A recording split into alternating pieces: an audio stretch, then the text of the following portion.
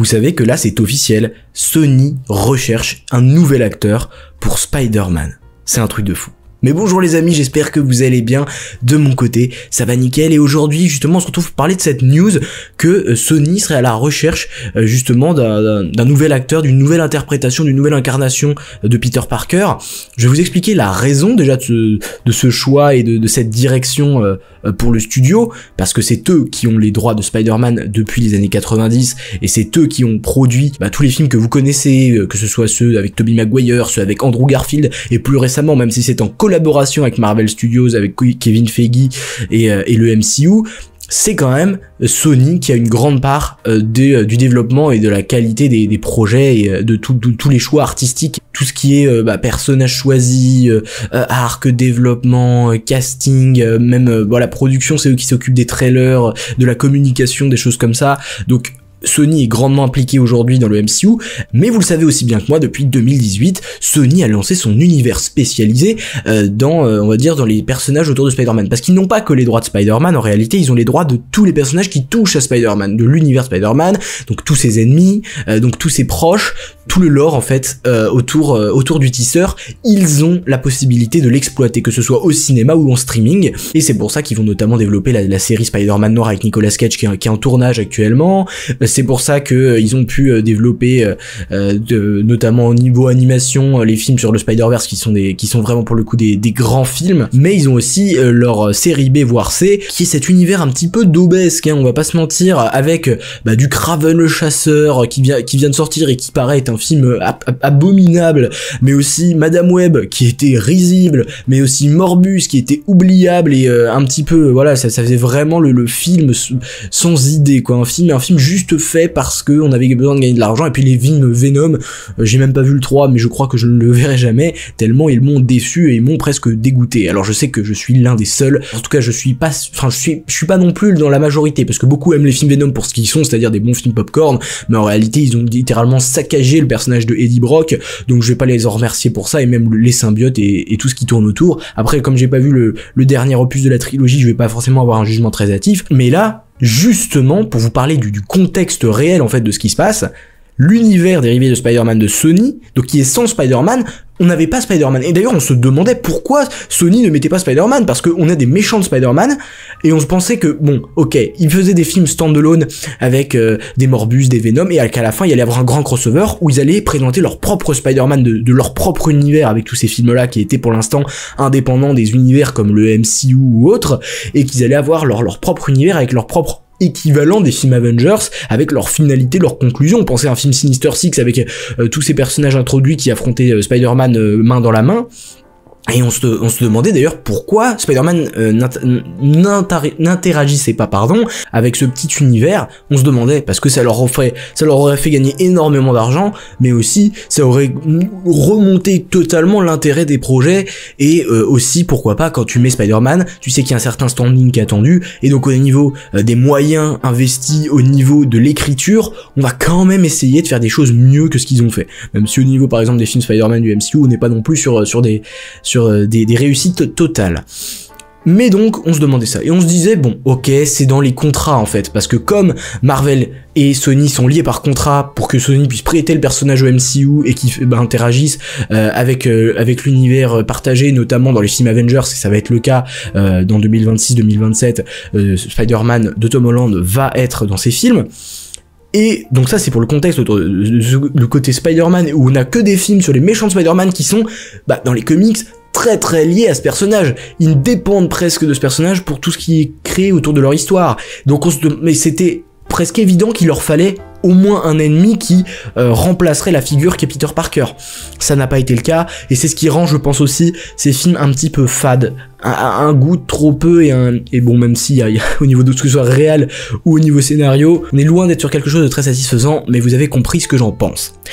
Ok, donc là on nous avait dit, il y a quelques jours, que c'est The Wrap, le média The Wrap qui avait rapporté ça, l'univers dérivé de Spider-Man Sony touche à sa fin, Kraven le chasseur sera le dernier film de l'univers du SSU, donc Sony Spider-Man Universe sans Spider-Man pour le moment, et aucun projet n'est en développement pour le futur, et en complément il nous disait, les 3 projets qui animent Sony en ce moment en lien avec Spider-Man, c'est Spider-Man 4, qui sortira entre les 2 films Avengers en juillet, théoriquement, jusqu'à présent, ça va être, à mon avis ça sera bon, mais en juillet 2026, le Beyond the Spider-Verse, le 3e de la trilogie Spider-Verse, qui est très attendu, qui est vraiment un film attendu au tournant, parce que le Cross the Spider-Verse a été un succès monumental, critique, et au niveau des rentrées d'argent, lui qui n'a coûté que 100 millions, pour un rendu je crois de presque 1 milliard, c'était globalement une excellente réussite de la part de Sony Pictures Animation.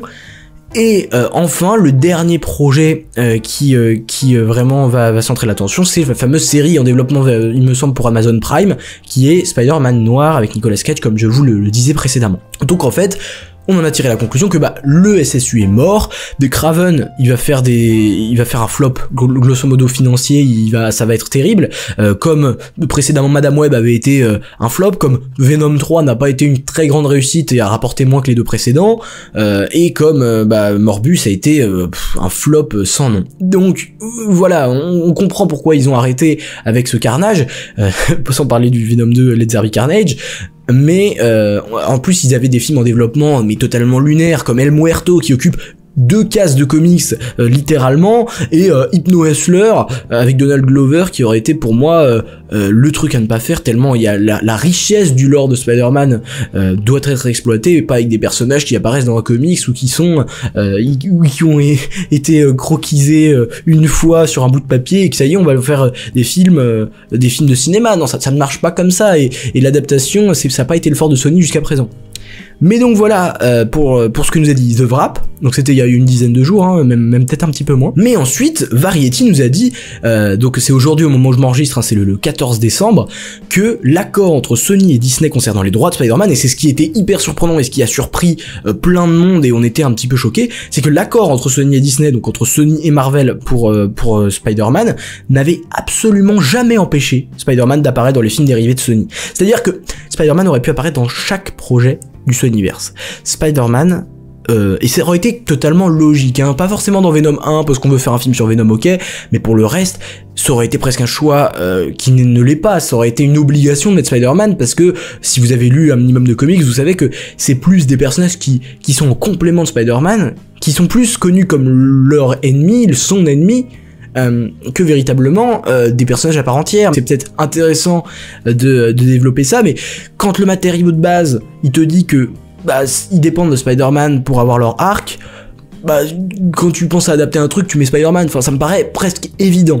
Mais du coup, jamais, au grand jamais, Sony n'a été empêché par Marvel ou par Disney d'utiliser Spider-Man dans leur univers. C'est incroyable de dire ça, parce qu'ils ont tout perdu par rapport à ça. Et moi, je me disais, et c'est hyper intéressant, parce que je me disais, moi, à l'époque de No Way Home, ils vont développer un film avec Tobey Maguire, un Spider-Man 4, ou ils vont développer un The Amazing Spider-Man 3, ou encore plus intelligent, ils vont faire en sorte que les Venom, les Morbus et les Madame Web, ce sont des personnages de l'univers, par exemple d'Andrew Garfield, et que derrière il y a un grand crossover, où il y a une grande intrigue, un grand film, à grand budget, où Andrew Garfield est le personnage principal et peut avoir sa, entre guillemets, sa conclusion, peut avoir la fin de son ascension, et permettre de compléter une trilogie qui manque, en fait. Le dernier opus, les dernières pierres manquent à ce mur que représente la saga The Amazing.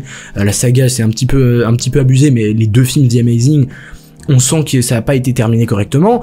Avec la hype No Way Home qui fait 2 milliards au box-office, avec des hashtags Spider-Man 4, avec des hashtags The Amazing Spider-Man 3, Sony, s'ils avaient été intelligents un minimum, ils auraient développé ça. Ils auraient développé une finalité avec Andrew Garfield. Pour moi, Andrew Garfield, parce que la trilogie avec Tobey Maguire, je pense pas qu'il faut y toucher, mais Andrew Garfield aurait mérité d'avoir une suite, et j'ai pas compris pourquoi ils ne l'ont pas fait. Et c'est encore plus choquant quand tu sais qu'ils avaient la possibilité de le faire, et que Bah, c'est impossible. Mais ils avaient leur propre raison de pas le faire, et on va y venir plus tard. Mais c'est vrai que ça peut, moi, ça m'a fait sauter de ma chaise. Je me dis, attends, mais depuis le début, ils auraient pu mettre Spider-Man. Ils auraient pu faire un film, La dernière chasse de Kraven, avec Spider-Man contre Kraven. C'est impensable de faire ça en réalité. Voilà de ce côté-là. Mais Sony n'a pas choisi de le faire alors qu'ils auraient pu utiliser dans leur film. Voilà l'explication. Une source de chez Sony affirme « Il y avait un sentiment au sein du studio que le public n'accepterait pas que le Spider-Man de Tom Holland n'apparaisse soudainement dans un film en live action qui faisait pas partie du MCU. » Alors, ça c'est une bonne raison. Le fait que on va pas faire apparaître Spider-Man de Tom Holland dans un autre univers qui ne fait pas partie du MCU, c'est un peu bizarre si c'est pas lié avec le même acteur pour incarner. Qui a dit que ça devait être le même acteur ? Personne ne vous a obligé à reprendre Tom Holland pour faire Spider-Man. N'importe quel acteur peut jouer Spider-Man. C'est un truc un peu... C'est un petit peu chelou d'avoir cette manière de penser, de se dire « Ouais, mais ça peut pas être autrement que Tom Holland. » Et Tom Holland, tout le monde sait qu'il fait partie du MCU. Si on le met dans un film qui fait pas partie du MCU, ils vont croire que c'est lié, ça va les perdre, et c'est normal d'avoir ce chemin de réflexion. Mais pourquoi ils se sont pas dit qu'ils pouvaient prendre un autre acteur? On l'a bien vu avec les films sur le Spider-Verse. T'as pas besoin d'avoir le même Spider-Man dans un autre film pour que ça marche. Tu peux mettre un autre Spider-Man qui est totalement différent, même peut-être une adaptation assez multiverselle ou qui n'a pas grand-chose à voir avec les 3 adaptations qu'on a eu côté Sony dans les années 2000, 2010 et dans le MCU. C'est trop bizarre. Moi je comprends pas. Franchement je ne comprends pas. Alors je comprends s'ils se sont vraiment dit que ça ferait bizarre, ça ferait doublon dans une certaine manière de mettre un autre Spider-Man pendant qu'un autre Spider-Man était au cinéma. C'est-à-dire les gens diraient mais attends, Spider-Man c'est pas Tom Holland de base. Et si tu mets Tom Holland, ils diront mais attends, mais pourquoi ça va pas avec ça, et en fait ça n'a rien à voir, et ce film ne fait pas partie du même univers. Je comprends le chemin de réflexion, mais honnêtement, avec un point de vue externe, je dis, les gens sont pas cons. Le grand public est pas con, il comprendrait que c'est d'autres films Spider-Man qui ne sont pas liés à ce qu'on connaît côté MCU. Je pense pas que le grand public aurait été perdu. Tu fais une recherche Google et c'est terminé. Mais j'imagine ce qui a été pensé dans les bureaux, mais je conçois pas qu'ils aient pas réfléchi à d'autres solutions, notamment un nouveau casting du personnage. Et c'est ce qu'ils vont commencer à faire, on va le voir juste après. Du coup, on enchaîne sur ce qui nous a été dit. Contrairement à ce qui nous avait été rapporté récemment dans un article de The Wrap dont je vous ai évoqué le contenu tout à l'heure, l'univers Spider-Man chez Sony serait en fait malheureusement pas mort. Alors, malheureusement ce terme, alors je sais plus de qui je l'ai repris sur Twitter, il me semble que c'est le QG des Super, où j'ai repris le post et puis j'ai un peu remodifié, mais merci à lui. Sony insiste sur le fait que Morbius en réalité était rentable pour eux. Sony ne va pas lâcher les droits de Spider-Man. On rappelle qu'il faut qu'il fasse un film, je crois, tous les 2-3 ans, ou 4 ans, pour garder les droits. Pour que les droits ne reviennent pas à Disney naturellement, parce que, je sais plus, mais il y a la firme mère Marvel, et que ça revient après une longue non-utilisation du personnage, ce qui fait que, par exemple... le fait que ils fassent leur film leur a permis de conserver les droits à un certain moment de Spider-Man. Et alors il faut que je me renseigne, mais je crois qu'effectivement, est-ce qu'il faut que le personnage soit présent ou pas dans le film? Mais je crois que ces films-là les a aidés à conserver les droits. Je pense, alors on l'a vu, hein, ils vont le repenser. Je pense que le Sonyverse tel que vous l'avez connu, tel qu'on vous l'a vendu, et les derniers projets qu'on a eu assez médiocres, je pense que c'est terminé. Je pense qu'ils ont plus la volonté de faire des El Muerto Hypno Hustler, de développer des films sur le caméléon, le vautour et tout ce qui s'ensuit. Je pense qu'ils vont changer leur fusil d'épaule et créer un tout nouveau univers qui aura Spider-Man comme atout principal. C'est ce qu'ils auraient dû faire depuis le tout début, mais ils n'ont pas eu l'intelligence de le faire. Et encore une fois, les raisons qu'ils évoquent ne sont pas inécoutables. Elles sont juste un petit peu fermées d'esprit quant à toutes les options qui s'offraient à eux. Enfin voilà. Donc pour eux Morbius est rentable. Franchement c'est un déni cosmique hein, d'être comme ça. Alors oui, pour eux, donc je crois que c'est chez Sony, hein, ils insistent pour dire que non, le SSU n'est pas mort. Et bon, après certains disent qu'effectivement ça joue sur les mots, ils disent que de toute façon, alors est-ce que c'est le côté mort qui leur pose problème, parce que eux ils avaient dit ouais, on n'avait pas vu cet univers comme un long univers partagé, voilà, d'ailleurs ça a jamais vraiment été un univers partagé puisque les films ne sont pas interreliés, mais du coup chez Sony on aurait le réflexe de se dire Mais pourquoi vous dites qu'il est mort? Il n'y a jamais vraiment eu d'univers SSU. Ce qui est un petit peu faux, mais est-ce qu'il joue pas sur les mots et que cet univers est fini? Alors mort, c'est justement le mot qui pourrait leur poser problème, mais cet univers est, je pense, fini, et on en a fini avec ça, sachant que leur nouveau film, et notamment Kraven, à mon avis, ça va flopper, encore une fois, que ce soit au niveau critique ou commercial. Voilà, et pour le côté Morbus qui est rentable pour eux, alors oui, peut-être côté plateforme, ça leur a peut-être apporté un petit peu plus, mais il faut pas non plus être dans le déni, ça a été une catastrophe, et Madame Web a été pire encore, je crois, pour eux. Alors, l'explication alors on a l'explication de pourquoi ils voulaient pas mettre Spider-Man. Pourquoi pas Spider-Man? Ça ferait doublon avec un autre Spider-Man qui est Tom Holland, qui a ses propres films, ça peut se comprendre dans une certaine mesure. Et le fait aussi dans une seconde partie que si tu reprends Tom Holland pour un univers qui n'a rien à voir avec celui dans lequel il est, c'est problématique. On va pas y revenir, j'ai déjà analysé la question et je l'ai déjà décortiqué. Mais là, il y a une autre raison abordée.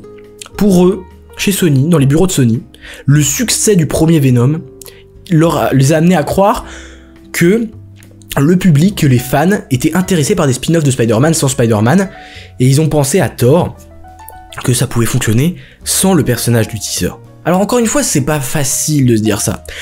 Oui, on aurait aimé à la limite, alors je dis pas, hein, à la limite on aurait aimé qu'il y ait des films entre guillemets solo sur des ennemis, des anti-héros côté Spider-Man, mais à un moment, ça aurait été bien mieux si même... Alors, pas forcément que Spider-Man soit dans le film, hein, mais qu'il soit mentionné, qu'on sache qu'il existe, et qu'à un moment, tu sais que ça va converger, qu'il va y avoir des liens, qu'il va y avoir des connexions, qu'il va y avoir des affrontements, qu'il va y avoir quelque chose qui va se passer, quoi. On avait l'intention qu'il se passe enfin quelque chose. Et on avait eu ces rumeurs-là, et qui, je pense, sont fausses, que Venom allait arriver dans l'univers du MCU pour Spider-Man 4, et que ça allait être un combat contre Null. Je vous l'avais déjà analysé dans ma précédente vidéo sur Spider-Man, à mon avis c'était du bullshit, et ils ont fait ça pour donner l'intérêt aux fans d'aller voir le film Venom 3 qui est, à ce qui paraît, hein, je l'ai pas vu, mais pire que les deux autres. Moi c'est ce que j'imaginais. Après c'est peut-être faux, il y aura vraiment un Spider-Man 4 avec Null, ce qui serait bizarre, et surtout lié au Venom de Tom Hardy, qui pour moi a eu une fin, parce que oui je me suis fait spoiler, mais a eu une fin dans son Venom 3, je pense pas que ça doit aller plus loin. Mais le fait de penser, et c'est ça qui moi me pose question, vraiment m'amène à réfléchir, ils ont pensé que ça pouvait fonctionner sans le teaser, dans le même moment où on a appris que ils pouvaient utiliser Spider-Man. Mais c'est pas parce que ça peut fonctionner sans Spider-Man que ça peut pas fonctionner avec Spider-Man. C'est-à-dire que si les gens sont allés voir Venom à l'époque, c'est que Venom a une certaine aura, une certaine place dans la culture populaire, qu'il est maintenant connu aujourd'hui comme l'un des plus grands ennemis, antagonistes, némésis de Spider-Man, et donc on comprend un petit peu pourquoi les gens ont été intéressés par ça, puis plus le côté un petit peu violent, un petit peu cru de Venom, même si le côté humour, moi, m'enchante pas trop. Mais là je comprends. Mais quand tu développes Kraven le chasseur, qui est un personnage très peu connu du grand public, quand tu développes Madame Web, presque inconnue au bataillon, même parfois chez les fans de Marvel qui lisent des comics, 2-3 comics sur Madame Web n'ont pas suffi à faire de ce personnage quelque chose de très haut dans notre cœur. Morbus, alors Morbus qui a quand même quelques arcs intéressants, mais qui globalement n'est pas connu de tout un chacun. Tu peux pas marcher comme ça. C'est pas parce que un film a marché sur un ennemi de Spider-Man que tu dois sortir de ton chapeau des ennemis de Spider-Man qui n'existent pas forcément dans l'imaginaire collectif et d'en faire des films en pensant que ça va marcher autant que Venom. C'est une hérésie de penser ça. Et encore une fois, je me demande comment c'est possible qu'ils aient pu imaginer, alors qu'ils avaient la possibilité d'inclure Spider-Man, que non, ça marchait mieux sans ça et que les gens allaient être contents. Mais franchement, c'est ridicule. Ça n'a aucun réel sens. Ils auraient dû prendre du recul, vraiment. Et enfin, c'est la grosse news et on en parle maintenant. Sony chercherait potentiellement un nouvel acteur pour jouer Spider-Man pour l'avenir du SSU, et le studio devrait être plus sélectif dans le choix des personnages de Spider-Man pour le cinéma, c'est-à-dire les personnages qui vont mettre sur grand écran. Hein. Quand on voyait qu'ils prévoyaient un film El Muerto ou encore un film Ibn Hessler, non, ils n'étaient pas très sélectifs dans les personnages de Spider-Man qu'ils allaient montrer au cinéma. Même si, bon, c'est pas non plus un... Alors, il y a énormément d'ennemis, hein, on peut penser par exemple au chacal, au scarabée, à tout un tas d'ennemis qui n'ont pas été montrés encore une fois côté cinéma. Mais on peut penser aux héros aussi, hein, des Harry Osborn, on peut penser à des Tante May, des personnages qui n'ont pas eu leur vraiment le développement qu'ils méritaient peut-être, et un projet centré autour d'eux, mais où Spider-Man reste dans le film, mais pas forcément en tant que figure principale. C'est ce qu'on attend. Mais donc ils vont chercher un nouvel acteur et c'est ce qu'il fallait faire depuis le début. Hein, ils auraient dû venir le voir depuis le début et c'est comme ça que ça aurait dû se passer depuis le commencement, les prémices de leur développement d'univers. Bon, est-ce que ça veut dire que, alors, pour l'avenir du SSU, ils veulent un Spider-Man, est-ce que ça veut dire que c'est la fin du premier, entre guillemets, SSU, et on repart sur des bases totalement nouvelles et vierges, pour construire, voilà, notre intrigue et avoir un vrai univers avec un vrai sens et de la vraie qualité, mais du coup repartir sur quelque chose de tout à fait différent et mieux, et c'est, pour moi, c'est le chemin qu'ils doivent emprunter. Ou alors, essayer de lier, si tant bien que mal, la naissance d'un Spider-Man dans leur univers avec les films précédents. Et malheureusement, je pense que c'est ce qu'ils vont faire. Parce que ils ont laissé des indices avec Madame Web, c'est mal fait, mais ça existe. Ils ont laissé des indices aussi avec Morbus, la scène post-crédit, qui est horrible, qui n'a absolument, encore une fois, hein, qui n'a pas grand sens, qui est vide de sens, mais qui existe, et où il dit, bah, je vais attaquer Spider-Man. Bon, je pense qu'ils vont faire ça. Ça va être mauvais.